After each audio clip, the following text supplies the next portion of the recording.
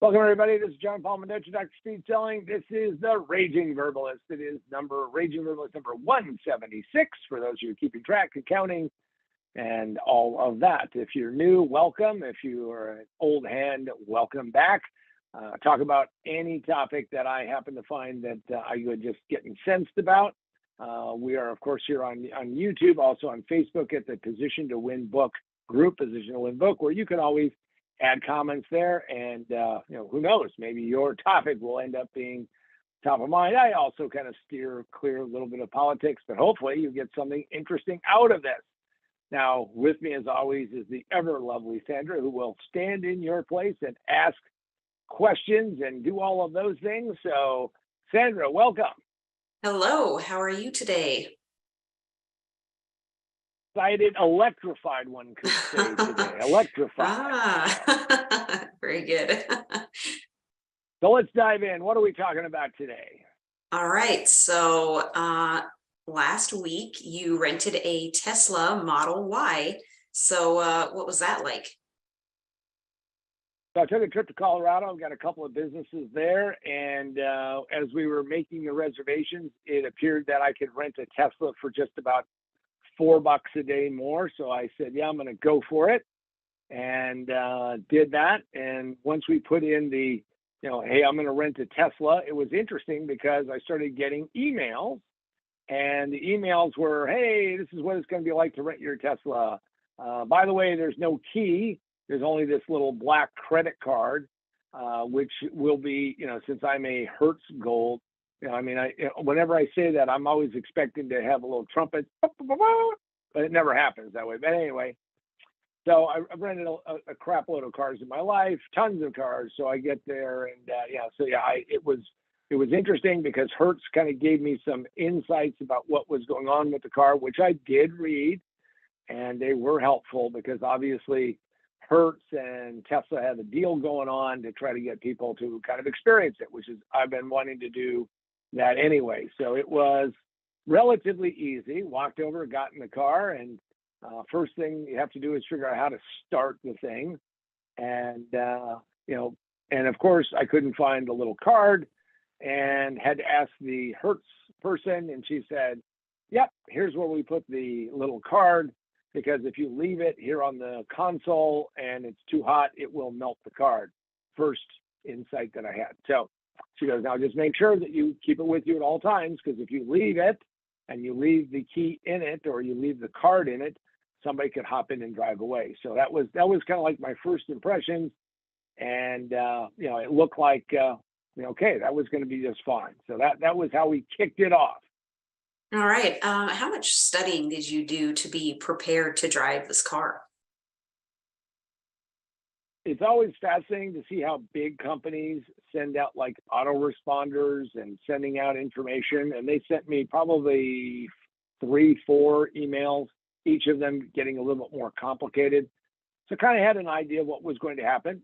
Didn't quite understand some of the things. But once I figured out part of that, that was fine. But I didn't do a lot of preparation. It wasn't like I went on YouTube and watched like 5 or 6 videos and said, okay, here's what it takes to do this or something like that. So I didn't do any of that. But overall, I did a little bit of prep. But what I wanted to do is see if it was going to be like renting any other car. And like I said, having rented, hundreds, probably went into thousands of cars over my entire lifetime, you kind of get this sense of, how, what you have to do when you get in the car. And I wanted to do that. I did not want to have too much prep because I wanted to see what it was going to be like. And wasn't too scary. It actually kind of worked, and the prompts were pretty easy to figure out and follow, at least to get it out in the parking lot. And what were your initial impressions trying to drive the car? Since they had it set for what's called braking regeneration, it was a little bit like driving a golf cart, if you've ever done one of those, which is every time you lift your foot off, the little electric motor stops the vehicle. So first thing I did was, pulled out onto the street to get out of the Hertz lot. And by the way, the coolest part is that if you mash that accelerator, throttle, whatever we're going to call that. Obviously, it's not gas, but as you smash that, it throws you back in the seat like instantaneously. So that torque is amazing. That part is fun. But yeah, as soon as I did that, and then I eased up, and I just eased up by letting my foot back off, which I would do with a gasoline powered car. And this thing was like somebody put on the giant air brakes or a big giant parachute and stopped the car. So it took a while for me not to be so herky jerky on this thing. And then I had to get used to that you either were going to keep your foot in it or it wasn't going to go forward. So that was kind of an interesting thing. And I quickly started to get the idea of what it would be like to do 1 foot driving. I didn't have it set, I guess, high enough that it would absolutely come to a stop, but I really got pretty good at 1 foot driving. So my initial impressions were, you know what, this might actually work. And it is different. So there is a learning curve that you have to go through. And there's lots of talk about range anxiety. Did you experience that? Well, as I'm picking up the vehicle, the first thing the woman said is, by the way, this is driving through the little toll gate thing, you have to bring it back with at least 70% full on the electricity. And I looked at it and it had 72%.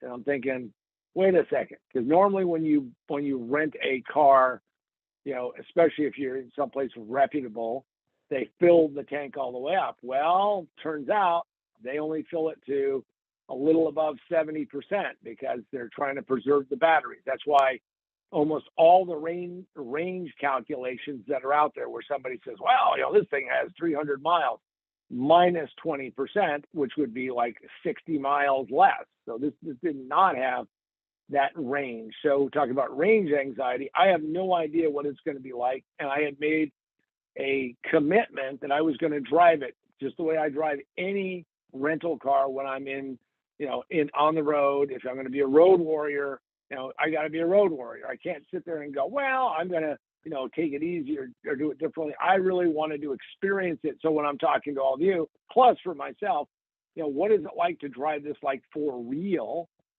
So I took off and I'm driving along and everything is going along just fine. And I noticed that I can, with my foot, determine how quickly that little indicator goes down. Now, having multiple cell phones, as I described last week, I carry 4 cell phones when I'm on the road. I am acutely aware of the need and necessity to manage your power, manage your electricity, manage all that. And so I really didn't have a lot of range anxiety until I made it all the way from DIA, which is Denver International Airport, to Fort Collins, which is where my first meeting was going to be. And I thought for sure that there would be a Tesla charging station. And have to say that the maps and the electronics are really good. And really good. I've had a built-in nav system since 2001. So I'm like early adopter of this technology. But Tesla's was great. So I hit the button and said, show me a supercharger, because that's where I need to go. Well, there isn't a supercharger in Fort Collins, Colorado. And the appointment that I had was going to be, kind of delayed because I got there early and they weren't ready. So I thought, okay, where's the nearest one? And I hit the button and said, I want to go to that, and drove back. And that gave me a little bit of range anxiety, because as soon as I started driving towards the supercharger, which by the way was hidden behind a Marriott, so it was a little weird to get to, and there were a couple of other cars. This is my first time charging the car, and I'm sitting there going, well, maybe I can get a little bit of juice. But then, of course, the people I was going to do an appointment with said, well, he can always come over a little bit earlier, and away you go. So I ended up being late to my appointment and getting a little bit of juice. And so that was my first experience. So I learned that if you're going to drive a Tesla, I don't know anything about anybody else, but if you're going to drive Tesla, you are going to learn how to deal with the fact that you are always looking for another charger. Drove up to Fort Collins, did my meeting. As I'm coming back south, I said, well, I got to stop and get more fuel and get this figured out, because I quickly learned that you cannot ever skip a beat on this thing, because you will, I'm sure, run into a serious, scary problem. And because of that, it just kind of reminded me of something, which is, and we talk about this in my book, most businesses fail in the first 5 minutes. It just takes you 3 to 5 years to realize it. Now, position to win. The point that I would make is that when I'm driving this electric car, I now start to realize that the key thing is, where is the superchargers? How do I get there? How much juice will I have? And how do I do the prep work for it? And once I got my head wrapped around that, which we'll talk about for the rest of the trip, but what you end up having to do is doing quick, fast charges. Short ones are better than sitting there waiting for this thing, because it's, by the way, they had it preset so it wouldn't go past a certain point, so it wouldn't cook the battery. So there was that. Now, for all of you out there who have not picked up the book, you can always get the book at positiontowinbook.com, positiontowinbook.com. Some cool free stuff there. Also, you can go to, Barnes and Noble, Amazon, Books A Million. You can get it in every digital format that we know about. You can get it through iBooks and Kindle and Nook. And then, of course, if you want to not be driving around looking for a supercharger, you can go pick up this book, which is Remote Work for a Better World, which, frankly, if people had actually followed some of those recommendations, they would have had a lot fewer lousy experiences with Zoom and what you needed to do. So check that out, positiontowinbook.com, positiontowinbook.com. All right, Sandra, back to the questions. All right. Now, I know you encountered some bad weather. What was that like? So here's the interesting part, because when you're driving a vehicle that you don't know, you have to be a little bit more cautious. I mean, at least I am, because you don't know what this vehicle is or is not capable of doing. So, of course, it would not be and this is where a lot of times I meet people who, have done there's nothing wrong with an electric. I charge it overnight and I drive to work and I drive home. And no. I'm a road warrior. So I'm driving down Interstate 25, and then it starts to rain, and I ended up getting under what would become a micro cell. If you've never been in one of these micro cells, it means that all hell is going to break loose. And I was in this terrible hailstorm, and I was like, oh, this sucks. But I learned how well the wipers worked. I learned how well the defroster worked. I learned how well all that other stuff. And then I watched the battery, because anything you turn on is electrical, and it's going to affect the battery. So I went through that.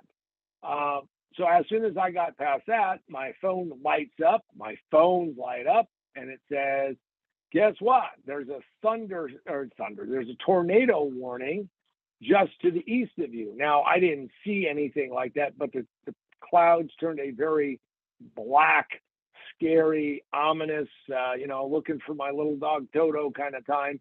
So I went, well, okay. Then I got past that, and like lots of times in Colorado, it comes in bursts and it goes away, and then life is better. So I'm thinking, okay, because I'm trying to get to a certain location, a certain time, because I've got another appointment. Again, I'm a road warrior, and I've just charged the battery, and I'm doing okay. And I hit like 58th and Interstate 25, and there's another frickin' hailstorm. The entire interstate is like going at 2 miles an hour. I feel like I'm in LA, but getting pelted by special effects.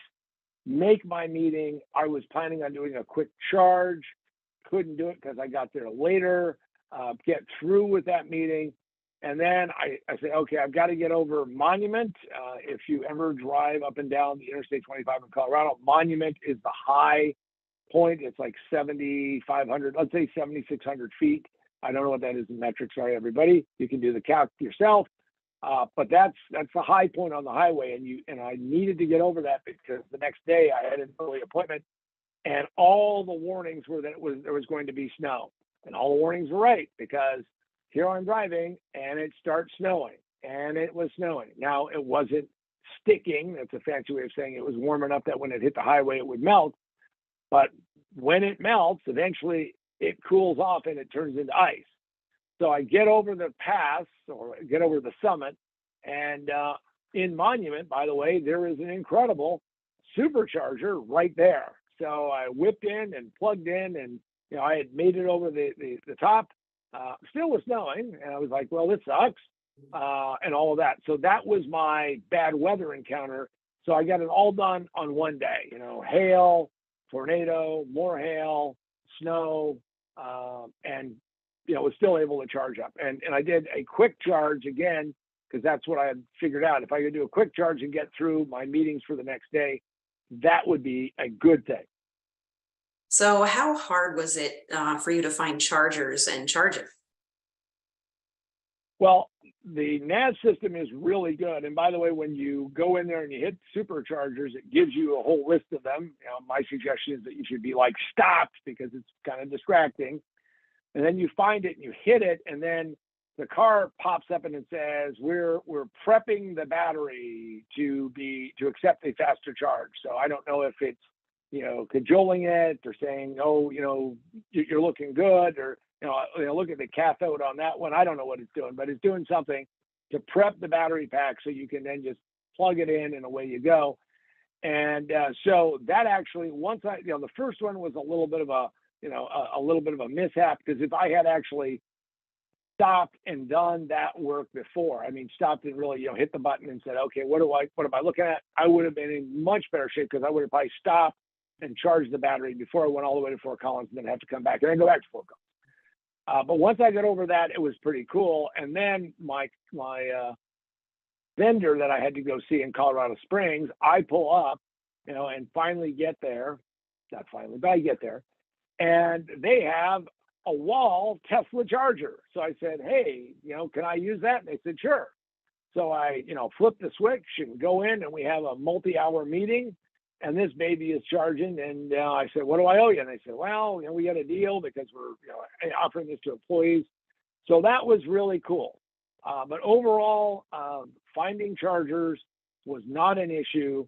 The challenge is how long it takes. And yes, even though it may be just seemingly a little bit, understand that when you do road warrior stuff, you're always on that edge and you are ready to go. Now, in the end, I had to plan my last day getting to the airport, because I needed, remember, if I didn't bring it back with at least a 70% charge, there's a $35 real charge cost if you don't have it at that way. So I literally whipped in, charged it up, but the damn thing only charged 80%, because that's when it cut me off.